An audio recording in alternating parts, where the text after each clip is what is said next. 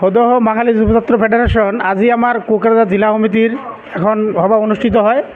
এই সভাতে আমার কোকরাঝার জেলা সমিতির অন্তর্গত গোটেইবিলাক আঞ্চলিক ইয়াত উপস্থিত আছিল। আর উপস্থিতিতে মানে কিছুমান প্রস্তাব লোৱা হয় যে আমাৰ জেলা সমিতিৰ অন্তৰ্গত আঞ্চলিকবিলাক যিবিলাক আঞ্চলিক আমাৰ ইনিটিভ আছে সেইবিলাক আমি নতুনকৈ গঠন কৰিম।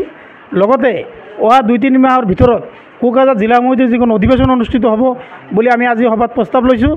এই অধিৱেশনখন আমি কোকৰাঝাৰ জিলা সমিতিৰ অন্তৰ্গত ডালুৱাবাৰী আঞ্চলিকৰ অধীনত আমি পাতিম বুলি আমি প্ৰস্তাৱ লোৱা হয়।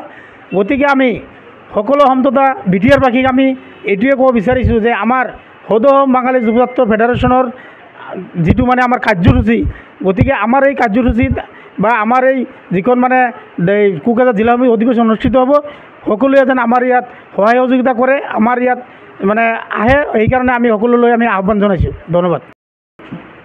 ফকিৰাগ্ৰাম NSBS ক্লাবত সদৌ অসম বাঙালি যুৱ ছাত্ৰ ফেডাৰেশ্যন কোকৰাঝাৰ জিলা সমিতিৰ এটা কাৰ্যকৰী সভা অনুষ্ঠিত হ'ল। আজি এই অনুষ্ঠানৰ পৰা আপোনালোকৰ জৰিয়তে সদৌ অসম বাঙালি যুৱ ছাত্ৰ ফেডাৰেশ্যনৰ ফালৰ পৰা সমগ্ৰ BTC আৰু অসমবাসীলৈ বাংলা নৱবৰ্ষৰ শুভেচ্ছা, ৰঙালী বিহু, ৰংজালী বৈশাগু আৰু বিচুৱাৰ শুভেচ্ছা জ্ঞাপন কৰিলোঁ। আজি আমাৰ কেইটামান কাৰ্যসূচীৰ ওপৰত নিৰ্ভৰ কৰি এই কাৰ্যকৰী সভাটো অনুষ্ঠিত হয়।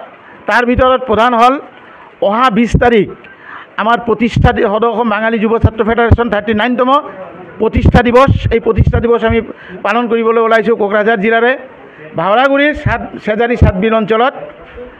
ইয়াৰ পিছত আমাৰ আৰু কেইটামান প্ৰস্তাৱ গ্ৰহণ কৰা হয়। অহা 2-3 মাহৰ ভিতৰত আমি সদৌ অসম বাঙালি যুৱ ছাত্ৰ ফেডাৰেশ্যন কোকৰাঝাৰ জিলা সমিতিৰ আমি অধিৱেশন অনুষ্ঠিত কৰিব ওলাইছোঁ। সমাগত এই অনুষ্ঠানখন যত সম্ভৱ আমি ডালুৱাবাৰীত পাতিম বুলি আমি মনস্থ কৰিছোঁ।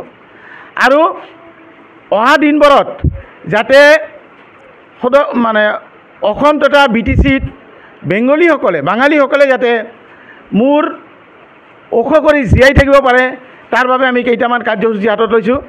আমি আপোনালোকৰ জৰিয়তে এই বৰ্তমান চৰকাৰক অনুৰোধ জনাওঁ যে এতিয়ালৈকে হিন্দু বাঙালীসকলৰ ওপৰত জাপি দিয়া ভোটাৰ বিদেশী বুলি দিয়া নটিচ বন্ধ হোৱা নাই। অনতিপলমে এই নটিচ দিয়া বন্ধ কৰক, বিজ্ঞপ্তি দিয়া বন্ধ কৰক। বাঙালীসকলক এই অসমৰ বুকুত শান্তিপূৰ্ণভাৱে জীয়াই থাকিবলৈ আপোনালোকে সহায় কৰক। অন্যথা অনাগত দিনত আমি আমাৰ হিন্দুত্ববাদী বোলা চৰকাৰৰ বিৰুদ্ধে আমি কাৰ্য কৰিবলৈ আমি বাধ্য হ'ম।